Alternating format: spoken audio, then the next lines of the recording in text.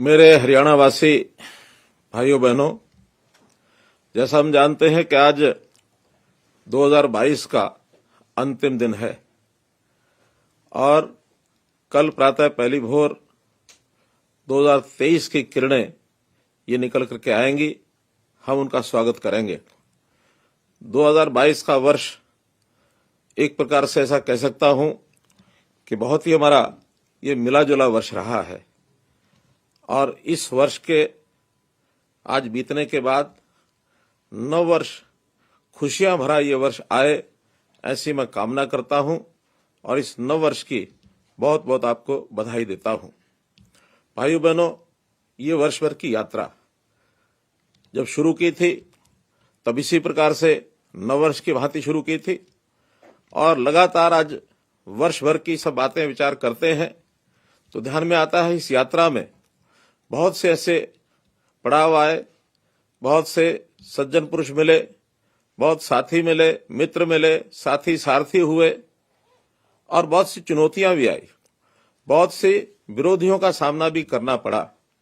लेकिन हम भरपूर उत्साह के साथ अपने लक्ष्य को लेकर हम आगे निरंतर बढ़ते रहे हैं। आज हमें संतोष है कि उन बाधाओं के बावजूद, विरोधियों से चुनौतियों मिलने के बावजूद हम सफलतापूर्वक यहां तक बढ़े हैं और आगे 2023 में वर्ष भर की यात्रा फिर से हमने शुरू की है।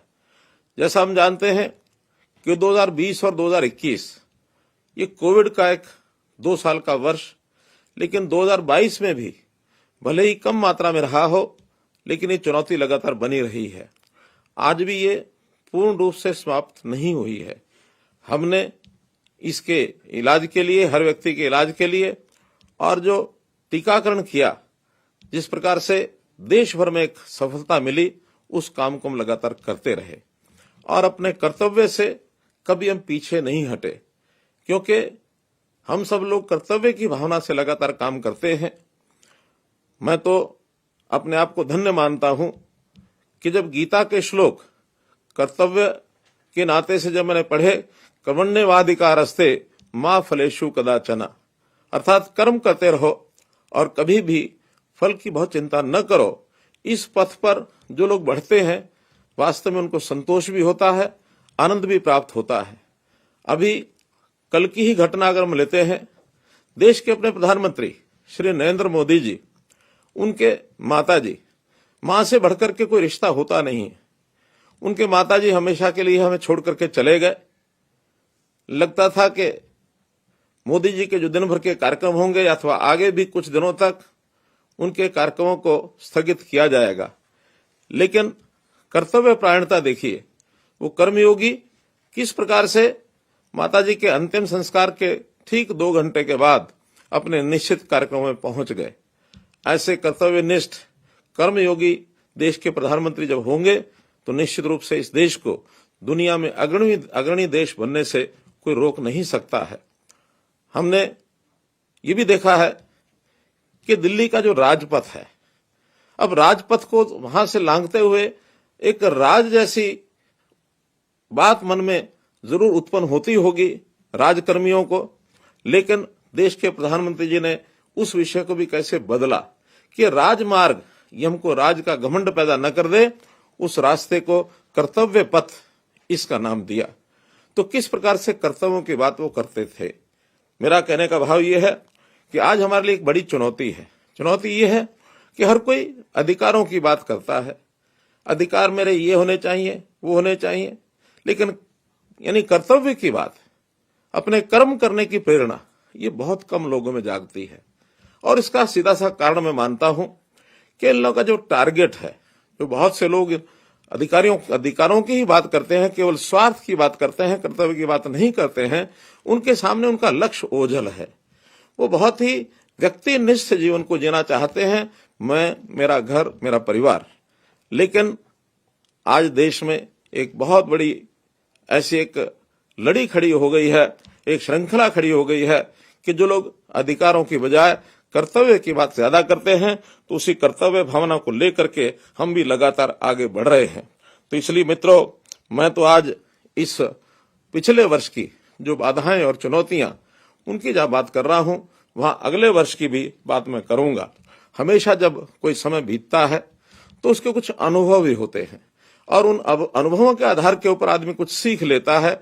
उस सीख के आधार पर नए वर्ष का, नई यात्रा का अपना कार्यक्रम शुरू करता है और जो उसकी चुनौतियां होती हैं उन चुनौतियों को भी सामना करने के लिए और निश्चित रूप से वो आगे बढ़ने का एक क्रम उसका बनता है। हमारे लिए जो चुनौती है वो चुनौती इस प्रदेश में, वैसे तो देशव्यापी भी ये है, लेकिन प्रदेश के अंदर हमको बहुत बड़ी चुनौती वो भ्रष्टाचार की एक सामना इसका करना पड़ा। ठीक हम जब 2014 में सत्ता में आए थे उसी समय मन में विचार किया था कि जो भ्रष्टाचार है ये एक ऐसा रोग है, ऐसा ये कैंसर है कि जिसको समाप्त किए बिना हम समाज को स्वस्थ समाज ये करना शायद हमारे लिए बड़ा कठिन है। तो हमने उसके ऊपर काम करना शुरू किया और उसमें सबसे बड़ा जो एक लोक जागरण का कार्यक्रम था वो भी हमने शुरू किया। हमने अपने अधिकारी, कर्मचारी, अपने नेता, इन सबके मन में भी एक बात डाली कि आखिर हमको सेवा भाव से काम करना चाहिए, हमको सेवक बन करके और हमें जनता को अपना परिवार मान करके ये काम करना है। हरियाणा एक, हरियाणवी एक, इस भाव को लेकर के हमको आगे बढ़ना है, उसी को लेकर के और हम आगे बढ़ते रहे हैं। हमारे सामने चुनौती थी कि किस प्रकार से गरीब परिवारों का, उनका जीवन ये सुखी कैसे किया जाए। टारगेट रखा कि 1 लाख गरीब परिवार, इनका परिवारों का जो अंत्योदय उत्थान का कार्यक्रम ये करें। हमें उसमें सफलता मिली है, हम आगे बढ़ रहे हैं और धीरे धीरे व्यवस्था परिवर्तन के काम ये भी हमने उसके अंदर और आगे बढ़ाया है। उस व्यवस्था परिवर्तन से भी हम लोग इस भ्रष्टाचार की इस एक प्रकार से इस बीमारी से छुटकारा पाने के लिए हमको सफलता मिली है। हम लोग लगातार सरकार के जो काम है उसको करने के लिए हम आगे कर रहे हैं और सरकार के काम करते करते, चाहे विकास के काम हैं, विकास के काम में ढेरों हमारी जो उपलब्धियां हैं, इंफ्रास्ट्रक्चर उपलब्धियां हैं, चाहे वो हमारे जो विद्यालय हैं, चाहे विश्वविद्यालय हैं, चाहे शिक्षा के भवन हैं, चाहे हमने अस्पताल खोले हैं अथवा रेलवे के केंद्र सरकार की सहायता से रेलवे के बड़े बड़े प्रोजेक्ट लिए हैं, नेशनल हाईवे के प्रोजेक्ट्स लिए हैं, मेडिकल कॉलेज जगह जगह खोले हैं। तो ये जितना भी इंफ्रास्ट्रक्चर है इसको हमने लगातार बढ़ाया है और केवल इतना मात्र ही नहीं, तो हमने इसके साथ साथ लोगों की जो सेवाएं हैं उन सेवाओं के लिए भी काम किया है। शिक्षा है एक बहुत बड़ा एक ये चुनौती हमारे लिए थी कि इस सेवाओं के काम में यानी कैसे हम आगे बढ़ें, बालकों की शिक्षा का स्तर ये कैसे आगे बढ़े। आपको ध्यान में होगा कि हरियाणा पहला प्रदेश है जिसने लगभग 7 लाख टेबलेट्स, यानी बच्चे को आईटी का उपयोग करके किस प्रकार वो अपनी पढ़ाई आगे कर सकता है, 7 लाख टेबलेट्स हमने बांटे हैं। इतना बड़ा कार्य शायद किसी और प्रदेश में कभी हुआ नहीं, किसी दुनिया के देश में भी नहीं हुआ है।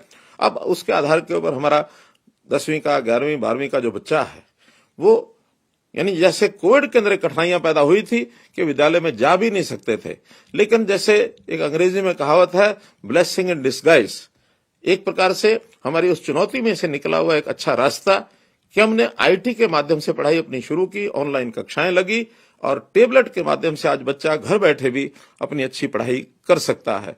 हमने विद्यालयों का स्तर ऊंचा करने के लिए नई संस्कृति मॉडल स्कूल की जो योजना बनाई, उसमें भी 500 स्कूल हमारे चल रहे हैं। हमने बच्चों के मासिक टेस्ट ये शुरू किए हैं ताकि हमारे बच्चों की जो शिक्षा का स्तर है वो किस प्रकार आगे बढ़े और आज मुझे संतोष है कि शिक्षा के अंदर हम देश के बाकी राज्यों की तुलना में काफी आगे बढ़े हैं। इसी प्रकार स्वास्थ्य है, स्वास्थ्य हर व्यक्ति का, यानी पहली बात तो बीमार न हो उसके लिए भी तरह तरह के हमने आयुष के नए नए जो प्रावधान किए हैं, हमने आयुर्वेद के बड़े बड़े जो संस्थान खोले हैं ताकि व्यक्ति बीमार भी न हो। उसका खान पान, रहन सहन, शारीरिक व्यायाम कैसे अच्छा हो। गांव में पार्क और व्यायामशालाएं ये बनाई हैं, वेलनेस सेंटर्स ये हमने खोले हैं और इस आयुर्वेद पद्धति को आगे बढ़ाने के लिए तरह तरह के कोर्सेज भी शुरू किए हैं। लेकिन यदि बीमार होता है व्यक्ति तो उसका इलाज भी ठीक से होना चाहिए। अस्पतालों की वृद्धि की, हर जिला केंद्र पर 200 बेड का अस्पताल ये हमने खोलने की योजना बनाई है। हर जिले में मेडिकल कॉलेज खुलना चाहिए। इसका लगभग सब जिलों के अंदर शिलान्यास अथवा निर्माण कार्य ये शुरू हो गए हैं। आने वाले 3 या 4 वर्ष के अंदर सब जिलों में मेडिकल कॉलेज सुचारू रूप से चल पड़ेंगे। लेकिन गरीब व्यक्ति, इसकी भी बहुत बड़ी एक चिंता देश के प्रधानमंत्री जी को भी रही है। उन्होंने आयुष्मान भारत की योजना करोड़ों लोगों के लिए, क्योंकि इलाज बहुत महंगे हो गए हैं और अपने नियर एंड डियर को, अगर अपने प्यारे को, मित्र को, परिवार को, यानी परिवार के सदस्यों को इलाज के लिए वो लेकर के जाता है तो उसकी मजबूरी होती है कि ज्यादा पैसा वो खर्च नहीं कर सकता। ऐसे हर गरीब परिवार के लिए 5 लाख रुपए का बीमा ये प्रधानमंत्री जी ने आयुष्मान भारत के माध्यम से चलाया। हमें लगा कि प्रदेश में मात्र 15 लाख लोग ही परिवार इसमें कवर होते हैं, लेकिन जब गरीब की पहचान की गई तो ये संख्या कहीं ज्यादा है। तो 28,89,000 अर्थात 29 लाख परिवारों को हमने उसमें नई योजना चिरायु हरियाणा बना करके और उसको लागू किया है, ताकि हर गरीब परिवार को 5 लाख रुपए का लाभ ये उसको मिल सके। तो ऐसे चाहे वो शिक्षा हो, चाहे स्वास्थ्य हो और चाहे उसकी सुरक्षा हो, लॉ एंड ऑर्डर की स्थिति प्रदेश में ठीक रहे, हम हर व्यक्ति को सुरक्षित रख सके और खास करके सामाजिक सुरक्षा, ये भी चिंता का एक विषय है कि हमारे बहुत से ऐसे वर्ग हैं जो कहीं ना कहीं पीड़ित रहते हैं अपनी आयु के कारण से, अपने शरीर के यानी स्वास्थ्य के कारण से। तो तरह तरह की ऐसी जो कठिनाइयां ध्यान में करते हुए, या आयु का जब एक 60 वर्ष की आयु का पड़ाव गरीबी का एक व्यक्ति वो जब उसको पार करता है तो उसको भी कठिनाई होती है।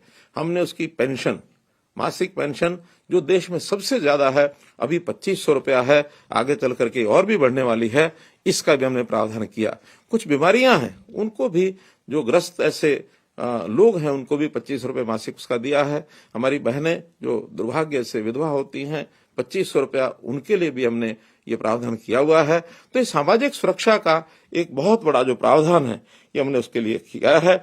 और अब जो इस समय नई बात जो हमको बतानी वो ये कि पहले इस प्रकार की ओल्ड एज पेंशन के लिए चक्कर काटने पड़ते थे, दफ्तरों के दस्तावेज बनवाने पड़ते थे, दरखास्त लेकर के व्यक्ति इधर से उधर घूमता था, लेकिन उसको कहीं जाने की आवश्यकता नहीं है। अब जब से हमने परिवार पहचान पत्र बनाया है तो इस परिवार पहचान पत्र के माध्यम से जिस कपल की, जिस पति पत्नी जो बुजुर्ग हैं, उनकी आय अगर जो सीमित आय है उसके अंदर होती है तो अपने आप ही उसकी जो पेंशन है वो बन जाती है, उसको कहीं जाना नहीं पड़ता है। इसी प्रकार से हमने जो परिवार के जो सेवाएं हैं वो सेवाएं भी बहुत दुरुस्त की हैं, उसको एक प्रकार से रहन सहन उसका सरल किया है। जो व्यक्ति बहुत कठिनाइयों से इन सेवाओं को प्राप्त करते थे, अब उनके डोर स्टेप के ऊपर, उनके दहलीज के ऊपर वो सेवाएं कैसे पहुंचे, ये परिवार पहचान पत्र के माध्यम से हमने शुरू किया है।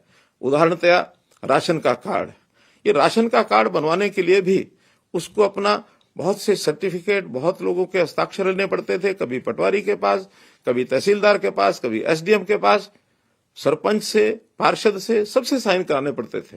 लेकिन हमने एक पैरामीटर उसका तय कर दिया, उसका एक मापदंड तय कर दिया कि अगर किसी परिवार की आय 1,80,000 रुपए से कम है तो उस व्यक्ति को और किसी प्रकार की कोई राशन कार्ड बनाने की कठिनाई ये उसकी नहीं आने वाली है। अपने आप ही उसके राशन कार्ड उसको इलेक्ट्रॉनिक तरीके से दर्ज हो जाएगा और जाकर के वो राशन जो अपना वो ले सकता है। इसी प्रकार व्यक्ति को उसकी जो शारीरिक जांच है वो ठीक से होती रहे, तो शारीरिक जांच के लिए भी व्यक्ति कई बार अपनी लेबोरेटरी टेस्ट भी करवाता नहीं है, बीमारी होने के बाद ही टेस्ट करवाता है। लेकिन इसको नियमित करने का हमने कार्यक्रम किया कि अगर हर व्यक्ति का वर्ष अथवा 2 वर्ष के अंदर, प्रारंभ में हमने 2 वर्ष का टारगेट रखा है, आगे चल करके हर वर्ष की व्यवस्था भी की जा सकती है कि एक बार उसकी स्वास्थ्य की जांच ये होनी चाहिए। और स्वास्थ्य की जांच कराने के लिए हमने एक और नया कार्यक्रम बनाया, निरोगी हरियाणा। हरियाणा का हर व्यक्ति निरोगी रहे, बीमार भी न हो। पहचान होने पर छोटी बड़ी अगर कोई उसके अंदर व्याधि है, कोई उसके टेस्ट में कोई कमी पाई जाती है तो उसका इलाज ये तुरंत होना चाहिए। और उस इलाज के लिए वो व्यक्ति पास के किसी भी सरकारी अस्पताल में अथवा और कोई जो व्यवस्था उसको उपलब्ध हो वहां जाकर के अपना इलाज वो शुरू करा सकता है। तो इस प्रकार का ये कार्यक्रम भी हमने शुरू कर दिया है। लंबा कार्यक्रम है, इसलिए इसकी व्यवस्थाएं बढ़ा करके अगले वर्ष भर में हम 1.25 करोड़ लोगों का और 1,25,00,000 लोगों का ये स्वास्थ्य परीक्षण ये पूरा कर देंगे। इलेक्ट्रॉनिक डाटा ये उसके पास हमेशा डॉक्टर को उपलब्ध रहेगा। कोई भी डाटा डॉक्टर जो है उसका ये डाटा अपने कंप्यूटर पर देख सकता है कि इस व्यक्ति की हिस्ट्री क्या है। तो ये एक नया कार्यक्रम हमने किया है। जहां तक लोगों को रोजगार दिलाने की बात है, अर्थात अपने पैरों पर वो कैसे खड़े हों, इसके लिए भी हमने भरपूर प्रयत्न किए हैं। गरीबों के लिए जो एक नई व्यवस्था हमने दी थी कि स्वावलंबन के नाते उनको कोई अपना व्यवसाय करने की कोई सुविधा चाहिए, साधन चाहिए, सरकारी योजना का लाभ चाहिए, बैंक से लोन चाहिए, इसके लिए कैंप्स लगाए और ऐसे 500 से ऊपर कैंप्स हमारे लगे, जिसके अंदर लगभग 30,000 लोग इस समय तक उस सुविधा का लाभ लेकर के बैंक से लोन अथवा सरकारी सहायता प्राप्त कर चुके हैं। इस कार्यक्रम को हम आगे भी लगातार चालू रखेंगे ताकि हमारा जो पहला टारगेट 1 लाख परिवारों को हम इस 1,80,000 से भी ऊपर उनकी आय हो जाए, इसके लिए भी हम लगातार प्रयत्न कर रहे हैं। एक प्रथा ठेकेदारी प्रथा, ऐसे जो सरकारी नौकरियों में ठेकेदार, जो ऐसे गरीब हमारे जो लोग जिनको बहुत कम मासिक आय के ऊपर वो यानी सैलरी के ऊपर नौकरी दिलवाते थे, उसमें उनका शोषण होता था। इसकी बहुत बड़ी शिकायत मिली और उसके अंदर हमने हरियाणा कौशल रोजगार निगम HKRN ये नई व्यवस्था दी और ऐसे सब जो ठेकों के ऊपर कर्मचारी थे उनको सबको उसके अंदर शामिल करके और हम लोग उसमें लेकर के आए हैं। अर्थात उनको अब किसी प्रकार का शोषण उनका न हो, जो पैसा उनको मिलता है सीधा उनके बैंक के खाते में जाए और उनका PF प्रोविडेंट फंड ये भी कटे ताकि आगे चल करके उसका उपयोग वो लोग कर सकते हैं। ये सब हमने उसके अंदर किया है। हम लोग इस सारी चीजों को साथ साथ आगे बढ़ने के कार्यक्रम में बहुत से ऐसे जो नए काम हमने किए हैं, जिसको अगर मैं गिनाना चाहता हूं तो पूरे प्रदेश में जैसे 24 घंटे बिजली, कोई समय था ये सोच भी नहीं आती थी गांव के अंदर लोगों को कि 24 घंटे बिजली मिलेगी, लेकिन आज लगभग 85% से ज्यादा गांवों में हम 24 घंटे बिजली दे चुके हैं। ये पिछले साल का हमारा एक डाटा है। आज तो स्थिति ये भी हो गई है कि अगर कोई बेटी किसी की दूसरे गांव में शादी की बात जब चलती है तो बेटी पूछने लगती है कि पिताजी जिस गांव में मेरी शादी कर रहे हो वहां बिजली कितने घंटे आती है। ये बहुत खुशी की बात है, आनंद का विषय है कि अब परिवार मजबूरी में भी जो कठिनाइयां जो कमियां उस गांव की हैं उनको दूर करने के लिए और विभाग के साथ तालमेल करके 24 घंटे बिजली और वहां दिलवाते हैं, लेकर के जाते हैं। हमने गांव-गांव का सड़कों का जाल ये पहले से बिछा रखा है और इसमें कोई गांव आज ऐसा नहीं है जहां वो सड़क नहीं है।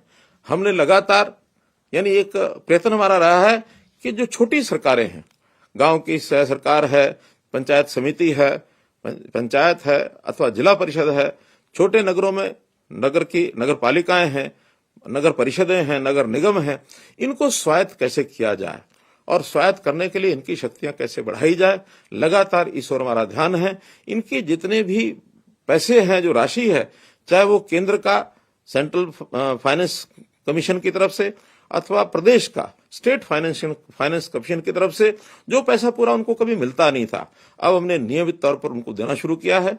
वहां के कर्मचारियों को पूरा यानी साल उनकी जो तनख्वाह है, उनकी जो आय यानी इनकम है, वो लगातार उनकी बनी रहे। कोई कर्मचारी ऐसा गांव का नहीं कह सकता कि जिसकी समय के ऊपर और उसकी सैलरी तनख्वाह उसको नहीं मिलती है, सबको समय पर मिलती है। विकास के कामों के अधिकार भी, जो पैसा उन सरकारी जो हमारी सरकारें हैं, छोटी सरकारें, उनका अपना जितना भी पैसा है या अथवा ग्रांट उनको मिलती है, उस पैसे को खर्चने का अधिकार केवल उनको अपने को मिल गया है। इतना ही है उसमें कि हर चीज पारदर्शी तरीके से होनी चाहिए, गांव के लोगों की जानकारी में होनी चाहिए और इलेक्ट्रॉनिक तरीके से जिस प्रकार से काम का आवंटन आज अब हरियाणा इंजीनियरिंग वर्क्स पोर्टल पर किया जाता है, सब लोगों को उसको अवसर मिलता है, कोई भी काम करने के लिए आ जाए और काम करके अच्छी गुणवत्ता का काम, कम पैसे का काम, बिना भ्रष्टाचार के किया हुआ काम और कम समय में काम, ये सब बातें लागू करने के लिए और इस इंजीनियरिंग वर्क्स पोर्टल का हम जो उपयोग कर रहे हैं, इससे बहुत बड़ा लाभ एक उन पंचायतों को भी होता है, कम पैसे में अधिक काम हो सके, इस प्रकार का हम काम करते हैं। हमने पर्यावरण के नाते, पर्यावरण की सुरक्षा आज बहुत जरूरी है। कुछ चीजें ऐसी हैं जो आज के समय के लिए नहीं, हम आगे आने वाली पीढ़ियों के लिए भी ध्यान रखें कि जो पीढ़ियां आगे आएंगी उनको भी लगे कि हमारे पूर्वजों ने हमारे लिए कुछ अच्छा किया है। हमारे तालाब बहुत अच्छे होते थे, स्वच्छ पानी के होते थे, लेकिन आज वो ओवरफ्लो हो गए हैं, प्रदूषित हो गए हैं और उन गांव के अंदर उन पानी का जो उपयोग होता था वो उपयोग होना भी बंद हो गया है। हरियाणा में एक तालाब अथॉरिटी हमने बनाई और 18,000 तालाब उनको दिए हैं। अभी अगले वर्ष के अंदर लगभग 3,500 तालाब जो हैं इनके ऊपर कुछ काम शुरू हो चुके हैं, कुछ काम पूरे भी हो गए हैं, कुछ आगे मार्च तक शुरू होने वाले हैं। तो इतनी बड़ी जो बहुत बड़े बड़े तालाब हैं उनका काम शीघ्र शुरू हो जाएगा। बाद में छोटे तालाब की बारी लेकर के लंबा काम है, बहुत बड़े पैसे के खर्च का काम है, लेकिन हमारा संकल्प है कि इन सब तालाबों को हम ठीक करेंगे। पर्यावरण जो है वो सुरक्षित रहना चाहिए। पर्यावरण में आज हमारे यहाँ जो एयर क्वालिटी इंडेक्स है, जो वायुमंडल के अंदर जिस प्रकार का प्रदूषण है, उस प्रदूषण को समाप्त करने के लिए हम नई नई योजनाएं बना रहे हैं।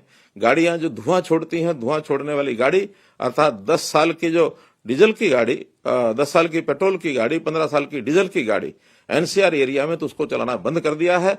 बाहर भी यदि चलाएंगे तो उसके लिए भी कुछ हमने मापदंड रखे हैं, ताकि उस गाड़ी को छोड़कर आदमी जो है नई गाड़ी, नए समय की गाड़ी उसका चलाए। और सीएनजी पीएनजी की उपलब्धता करा करके गैस आधारित ये गाड़ियां चलनी चाहिए।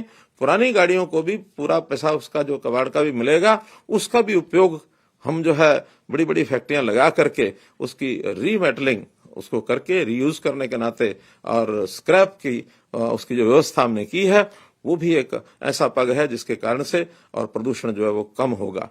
पेड़ लगाने का अभियान भी हमने चलाया है। अभी लगभग 71 लाख पेड़ पिछले इस वर्ष में 2022 के अंदर लगाए गए हैं और इसको और घने जंगलों में परिवर्तन करने के लिए और हम लोग जो है आगे काम कर रहे हैं। ऐसा चाहे पानी की व्यवस्था हो, हमने पर्यावरण के बाद पानी के नाते से यानी पानी का प्रबंधन, पानी हमारे पास कम है, ये बात एकदम सत्य बात को बार बार कहने का भी उसका कोई अर्थ इसलिए नहीं है कि पानी की उपलब्धता जितनी है हमको उसका प्रबंधन अच्छा करना पड़ेगा। एसवाइल का पानी हमको मिलना चाहिए, लेकिन जिन कारणों से वो फंसा है वो आपको हमको सबको विदित है। अतिरिक्त पानी और कहीं हमें अभी जल्दी मिलने वाला नहीं है, तो पानी का प्रबंधन ठीक हो। मेरा पानी मेरी विरासत, इस प्रयोग के माध्यम से धान की जो उपज ये कम करके और अन्य फसलें उगाई जाएं जिसके अंदर पानी की खपत कम होती है। और मैं धन्यवाद करता हूं अपने किसान भाइयों का जिन्होंने इस अपील के ऊपर पिछले वर्ष में 1 लाख एकड़ से भी ज्यादा धान की उपज कम करके विविधीकरण के नाते से अन्य फसलें, चाहे वो सब्जियां हैं, चाहे फल हैं, अथवा मक्का है, बाजरा है, कपास है, दालें हैं, कई फसलों के ऊपर लोग आ गए हैं। तो ये भी एक अपने आप में बड़ा प्रयोग मैंने किया है। जो दूषित पानी है, गंदा पानी है, सीवरेज का पानी है, इसको साफ करने के लिए एसटीपीज हमने लगाए हैं और सैकड़ों की संख्या में एसटीपीज लगने के बाद अब मैं कह सकता हूं कि एक बड़ी मात्रा में उस पानी का यानी पुनः उपयोग, रीयूज जिसको कहते हैं, वो होना शुरू हो गया है। चाहे वो खेतों में शुरू होता है, पार्कों में लगता है, साफ सफाई के काम में आता है। तो ऐसा इरिगेशन का एक अन्य प्रयोग भी हमने किया है कि खुली सिंचाई, इसमें पानी की बहुत खपत होती है, तो इसको पानी को बचाने के लिए मिकाडा के माध्यम से और जो हमारी सिंचाई है जिसको माइक्रो इरिगेशन कहते हैं, इस माइक्रो इरिगेशन के माध्यम से ड्रिप सिस्टम, फुहारा सिस्टम, इससे भी खेती का जो प्रचलन शुरू हुआ है, इसमें सरकार की ओर से सब्सिडी दी जाती है। बड़ी मात्रा में किसान इसकी ओर आकर्षित हो रहे हैं। तो पानी की बचत, पानी साफ करके उसका दोबारा उपयोग करना, पानी का प्रबंधन, ये सब चीजें हम लेकर के आ रहे हैं ताकि हर खेत को पानी हम दे सके सिंचाई, और हर परिवार में उसकी जितनी आवश्यकता है पानी की पीने के अथवा अन्य उपयोग के लिए वो सब हम पहुंचा सकें। इसलिए पानी का भी हम व्यवस्था इस नाते से कर रहे हैं। हमने देखा समाज के अंदर समरसता लाना, ये बहुत आवश्यकता है। आखिर समाज हमारा एक बड़ा समाज है, वृत्त समाज है, भले वो अलग अलग वर्गों में बटा होगा, अलग अलग इलाकों में, अलग अलग जातियों में, अलग अलग पंथों में, लेकिन फिर भी हमारी एकता बनी रहनी चाहिए। तो उसके लिए जितने भी संत महापुरुष हैं, संतों का, महापुरुषों का विचार ये कभी भी समाज को बांटने का नहीं रहा। कोई भी संत होता है वो एक समाज का नहीं होता, सबका होता है। हमने विचार किया कि संतों की जो महापुरुषों के विचारों के प्रचार के लिए उनकी जयंतियां ये सरकारी तौर पर मनाई जाए।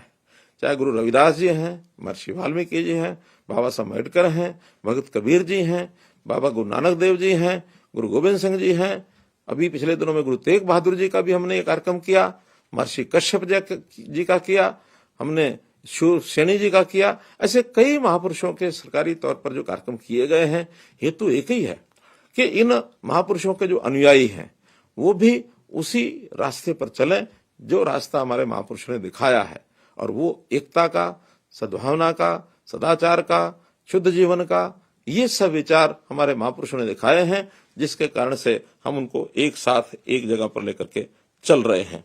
हम लोग आर्थिक दृष्टि से भी, जैसा सामाजिक दृष्टि से मैंने कहा, आर्थिक दृष्टि से भी भिन्नता ज्यादा न हो।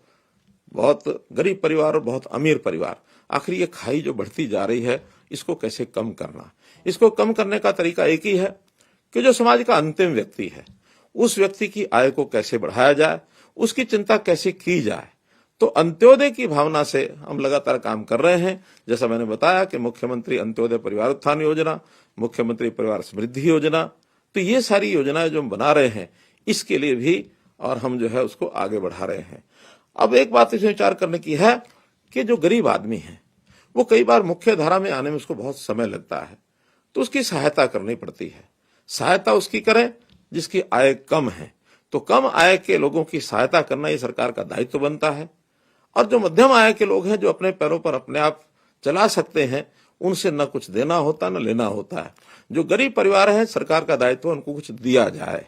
मध्यम परिवार के जो लोग हैं, उनसे न दिया जाए न लिया जाए।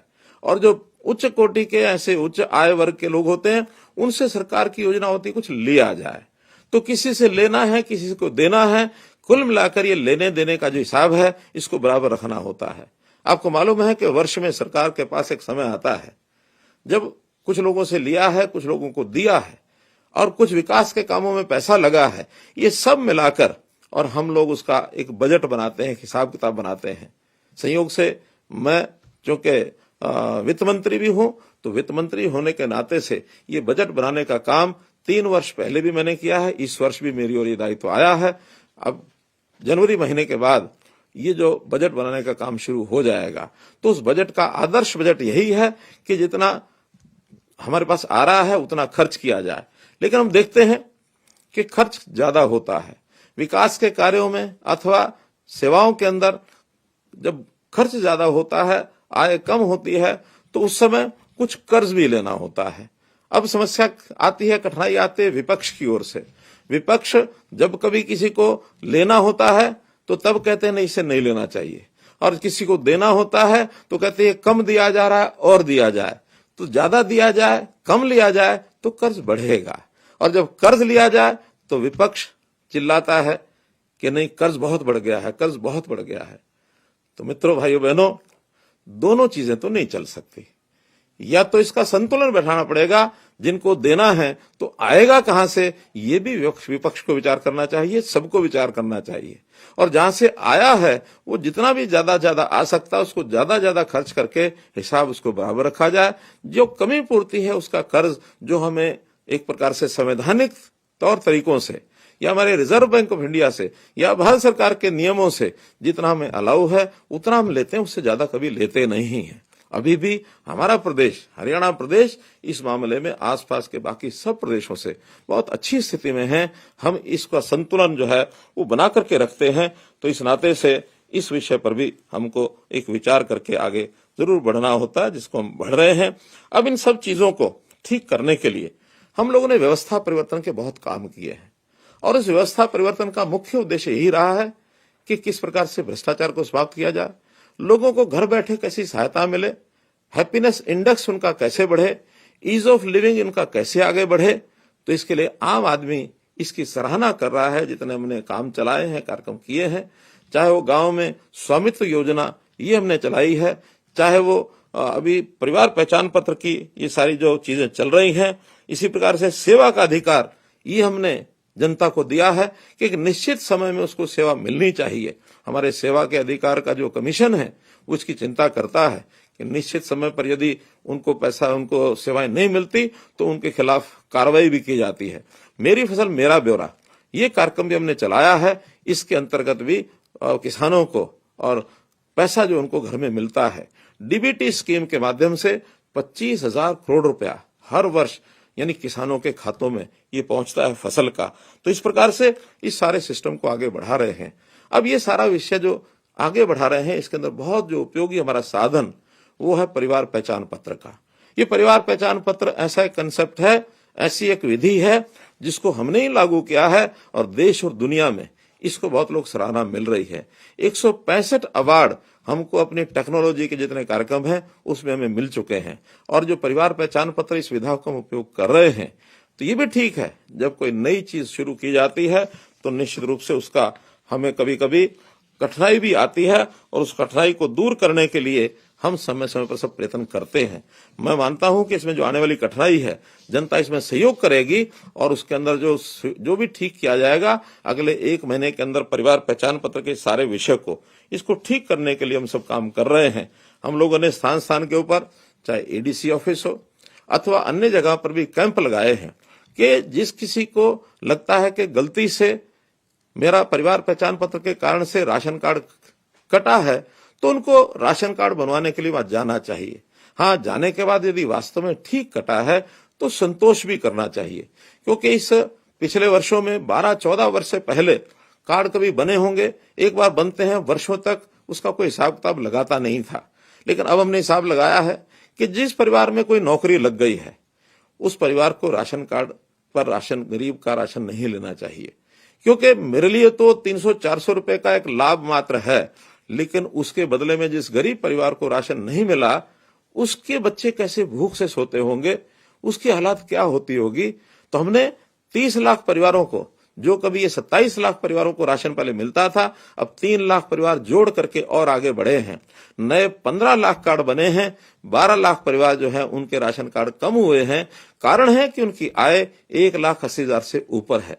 मुझे ये भी जानकारी मिली है कि बहुत लोग जिनके राशन कार्ड कटे हैं, जब वो ठीक कराने के लिए जा रहे होते हैं एडीसी ऑफिस की तरफ, तो रास्ते में जब उनको बताया जाता है कि आपके परिवार में तो एक आदमी की नौकरी है, तब उसको ध्यान में आता है कि हाँ, नौकरी तो है, इसलिए आधे रास्ते से वापस भी मुड़ता है। तो जिनकी कठिनाई जेन्युइन कठिनाई है, वास्तव में उनको अगर लगता है कि वो 81 से उनकी आय ऊपर नहीं है, नीचे है, एडीसी ऑफिस में अथवा अपने जो भी साझा सेवा केंद्र, अटल सेवा केंद्र हैं, वहां पर उनके पास सिस्टम है, हमको बताएंगे कि हमारा राशन कार्ड क्यों कटा है। गलत कटा है तो एडीसी ऑफिस में जाने के बाद अगले 1 महीने के अंदर सबके राशन कार्ड बनवा दिए जाएंगे जिनके गलत कटे हैं। हाँ, एक आश्वासन और देता हूं, बल्कि एक सरकार के अधिकारियों पर भी हम जुर्माना लगाएंगे कि अगर किसी का कार्ड गलत कट गया है, उसकी आय 81 से नीचे है और कार्ड कटा है, तो जनवरी के महीने में ही आखिरी जनवरी तक उसको डबल राशन दिया जाएगा। अगर वो 20 किलो का हकदार है तो इस जनवरी के महीने में उसको 40 किलो राशन देने की और हम निर्देश उनको देंगे। और उसका भी जो खामियाजा है, जिन्होंने गलती की है, उनके ऊपर खामियाजा डाला जाएगा। तो इसलिए हम सब अपने अपने कार्ड को चेक कराने के लिए और अपना जो परिवार पहचान पत्र का आईडी या तो अटल सेवा केंद्र पर अथवा अपना जो एडीसी ऑफिस है वहां पर किसी को भेज करके और इसका हम दोबारा से राशन कार्ड बनाने का काम कर सकते हैं। क्योंकि स्वाभाविक है, जब 30 लाख कार्डों का उथल पुथल हुआ है, अगर 1% भी उसके अंदर गलतियां हुई हो तो 30,000 परिवारों की गलतियां हो सकती हैं, जो कि जिले में 1000 लोगों से भी ऊपर बैठता है। मुझे लगता है कि अगर इतनी संख्या में अगर हुआ भी होगा तो हम इसको बहुत जल्दी इसको ठीक करेंगे और जनवरी के इस महीने में इस सारे कार्यक्रम को हम ठीक करके आगे बढ़ाएंगे। मित्रों, इस सारी बात को केवल कहने का एक ही अर्थ है कि हम लोग प्रदेश की उन्नति के साथ साथ अपनी सोच भी ध्यान रखें कि अगर मेरी आवश्यकता है तो सरकार सहायता करेगी, और यदि मुझे लगता है कि मैं अपने काम को अपने आप चला सकता हूं तो निश्चित रूप से मुझे उस प्रकार से अपने आप को काम करने के लिए आगे बढ़ाना होगा। हम लोग लगातार इन चीजों पर ध्यान बनाए हैं कि जो भी कोई कठिनाई हमको ध्यान में आती है या जो भी कोई सुझाव आपसे हमको मिलेगा, उस सुझाव का हम ध्यान करके आगे बढ़ेंगे। हाँ, विपक्ष हमारे ऊपर जो कटाक्ष बार बार करता है उससे भी मैं सचेत करना चाहूंगा कि हमेशा ये विपक्ष कहते हैं कि नई व्यवस्थाएं ये खराब हैं, गलत हैं। आपको लगता है कि व्यवस्थाएं ठीक हैं तो उसका जवाब आपको देना चाहिए। बहुत लोगों के घर बैठे नौकरी लगी है, बहुत लोगों को कहीं किसी दफ्तर में जाना नहीं पड़ा है, और आगे भी हम इन चीजों को बढ़ाने वाले हैं। इनका कहना है कि हम परिवार पहचान पत्र को खत्म कर देंगे, इनका कहना है कि हम आएंगे तो मेरिट वेरिट को खत्म कर देंगे। तो ये सारी व्यवस्थाओं को खत्म करने से कितना दूभर व्यवस्था हो जाएगी, क्योंकि इनके साथ जो लोग लगे हैं उनके जो स्वार्थ पहले पूरे होते थे, अब स्वाभाविक है इन व्यवस्थाओं से उनको आगे बढ़ने के लिए, अपना स्वार्थ पूरा करने के लिए कोई स्थान बचा नहीं है। जब ये नहीं बचा है तो स्वाभाविक उनकी जो तकलीफ है उनको होगी ही। तो मैं इन सब विषयों को लेकर के आपसे यही निवेदन करता हूं कि पिछले वर्ष में 2022 में जो उपलब्धियां हमारी हैं उसके ऊपर आप लोग जरूर विचार करें। सुझाव आपकी ओर से आएंगे, हम उसका जरूर आप मेरे पास किसी भी तरीके से भेजेंगे और अच्छे सुझाव जो होंगे उसका पालन करेंगे, उसको आगे बढ़ाएंगे और इन उपलब्धियों के आधार पर, इन अनुभवों के आधार पर अगला 2023 का वर्ष, ये 2023 का वर्ष और कैसे सुखी हो इसकी भी हम जरूर चिंता करेंगे। अब 2023 के वर्ष में बहुत से हमको ये काम करने हैं और उन कामों के अंदर जैसे भर्तियां हैं, ग्रुप बी और ग्रुप सी और डी की भर्तियां, ये सीट यानी सीईटी के माध्यम से, कॉमन एलिजिबिलिटी टेस्ट के माध्यम से हम करेंगे। हमें किसी की भी स्वार्थ पूरे करने की आवश्यकता नहीं है। हम इन सेवाओं को कैसे आपके घर पर पहुंचाए इसका करेंगे। किसान बंधु जो अपनी जमीन को लेते हैं उनके डिजिटल रिकॉर्ड, इनको हम ठीक करेंगे, इसमें भी किसी प्रकार की कठिनाई नहीं आने देंगे। स्वास्थ्य सेवाएं ये आपके घर तक कैसे पहुंचे, इसको अधिक से अधिक कैसे बनाएं, ये हम पूरा करेंगे। रोजगार के नाते अधिक से अधिक लोगों को रोजगार कैसे मिले, 1 लाख नौजवानों को हम विदेश भेजने की भी तैयारी कर रहे हैं ताकि उनको विदेश भेजा जाए। और किस प्रकार से जिसकी स्किलिंग, जिसका हुनर उसकी आवश्यकता है, उसका भी विकास हम करेंगे। तो इस रोड मैप के ऊपर हम लोग चल रहे हैं। एक सूचना आपको ये भी देनी है कि सन 2023 प्रधानमंत्री जी के प्रयत्नों के कारण से यूएनओ ने इसको मोटे अनाज का वर्ष, अंग्रेजी में मिलेट ईयर, ये कहा है।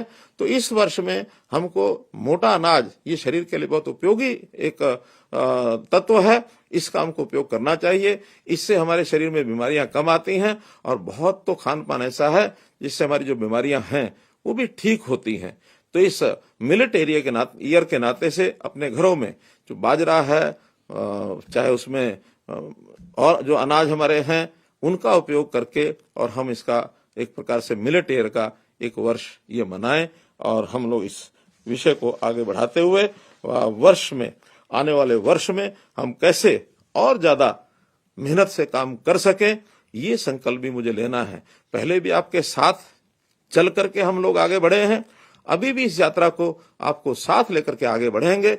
मोदी जी ने कहा था सबका साथ सबका विकास, तो इस बात को लेकर हम सब मिलकर प्रदेश के हित में सोचें और कैसे हम अपने स्वार्थ को छोड़कर अपने छोटे दायरे से ऊपर उठकर विचार करके सबके साथ सबके विकास में सबका प्रयास और सबके लिए काम करते हुए आगे बढ़ें। यही आपसे निवेदन करते हुए पुनः आने वाला नववर्ष 2023 आप सबके लिए बहुत बहुत मंगल हो, बहुत बहुत शुभ हो। मेरी ओर से आपको बहुत बहुत बधाई, बहुत बहुत शुभकामना।